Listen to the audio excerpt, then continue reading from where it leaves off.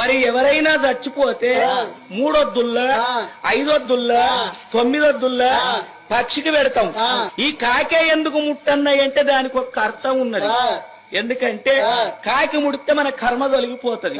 కాకి ఎందుకు ముట్టన్నంటే పూర్వం లోపల రావణ బ్రహ్మ అంటే ఎవరో కాదు, బ్రహ్మదేవునికి మునిమనవడు, బ్రహ్మదేవుని కుమారుడు కశ్యబ్రహ్మ, కశ్యబ్రహ్మ కొడుకు విశ్వవాసు బ్రహ్మ, విశ్వవాసు బ్రహ్మ కొడుకు రావణ బ్రహ్మ. వాడు 4 వేదములు 18 పురాణములు 6 శాస్త్రములు ఆపోసన పట్టిన అమరవేద పండితుడు. వాని అటువంటి భయానికి బ్రహ్మదేవుడు వచ్చి పొద్దున పంచాంగం చెప్పాలి, వర్ణుడంటే వానదేవుడు వచ్చి అలుకుదల్లాలి, మరి బిడ్డ గాలిదేవుడు వచ్చి ఆకిలు ఊడవాలి, అగ్నిదేవుడు వచ్చి వంట చెయ్యాలి, బ్రహ్మ ముహూర్తం దాటక ముందు భార్య భర్తలు శివపార్వతులు వచ్చి పూజ గట్టువని పూజ మందిరంలో కూర్చుండాలి. అగో అంతటి ఎల్లించుకున్న రావణ బ్రహ్మకు ఒకనాడు దుర్బుద్ధి ఉట్టి ఇలా యమధర్మరాజును ఓడిస్తారని గద పట్టుకొని గాత పెట్టుకుంటా పోతాడట.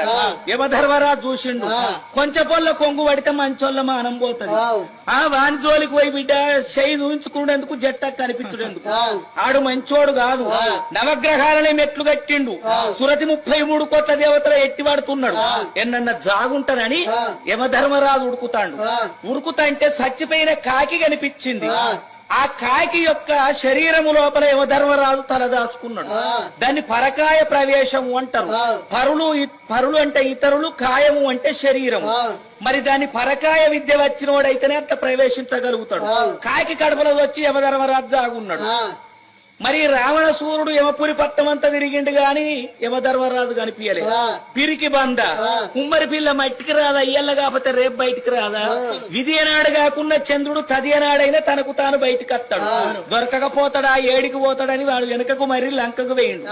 తర్వాత కాకి కడుపులోకెళ్లి బయటికి వచ్చిన యమధర్మరాజు, ఓ కాకి దిక్కుతోచని పరిస్థితి లోపల లంకానగరమేల రావణ బ్రహ్మకు భయపడి నీ కడుపు లోపల నా తల దాచుకున్నా, నన్ను కాపాడినవు, నీకొక్క దీవెన పెడుతున్నా. ఎప్పటికి నీకు వయసుతరమే ఉంటది గాని ముసలితరం అనేది ఉండదు.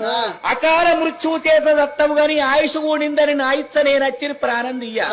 కలియుగం ఇంకా పుట్ట పంట ఉన్నది, పెరగ పంట ఉన్నది, ఉప్పు పప్పు చోట ఉడక పంట ఉన్నది. ఏ తల్లిదండ్రి చచ్చిపోతే కన్న కొడుకులు అయ్యవకి అగ్గి పెట్టి 3 వద్దుల్లో 5 వద్దుల్లో 11 వద్దుల్లో 9 వద్దుల్లో పచ్చికి పెడితే కాకి గిట్టచ్చి తిన్నదనుకో చక్కగా అటువంటి వాని జీవి స్వర్గం పోవాలి, నరకం రావద్దని దీవన పెట్టిండు యమధర్మరాజు.